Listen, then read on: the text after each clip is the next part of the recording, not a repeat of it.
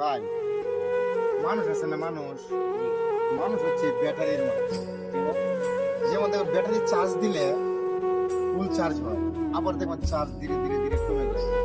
ঠিক মানুষ হলে এরকম কিভাবে দেখে, এই যে রমজান মাসে আমরা নামাজ পড়ি, রোজা রাখি, দেখো রমজানের সময় তারাবির নামাজে প্রচুর মানুষ হয়। ধীরে ধীরে মানে রমজান মাস শেষ হয়, দেখবেন যে পিছনের কাতারে মানুষ নাই, ধীরে ধীরে এবার 10 রোজা আসে মানুষ নাই। একসময় দেখা যায় কি আগের মুসল্লি গুলাই নামাজ পড়ে, মসজিদ একদম খালি থাকে। তাহলে কি বোঝা গেল না মানুষ ব্যাটারির মতো? জি। প্রথম অবস্থায় যে নামাজে থাকে পরে কিন্তু থাকে না, কারণটা কি? তার ভিতরে সেই হ্যাঁ। আল্লাহর প্রতি ভয়, উৎসাহ উদ্দীপনাটা কিন্তু থাকে না। আমি সেই হিসেবে মনে করি মানুষ হলো ব্যাটারির মতো, চার্জ দিলে চার্জ হয়, আবার ধীরে ধীরে চার্জ কমে যায়। এজন্য আমাদের কি করা উচিত?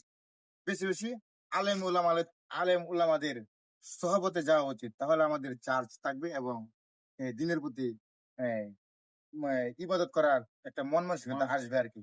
আপনি কি আমার সাথে এই বিষয়ে একমত? জি, একমত।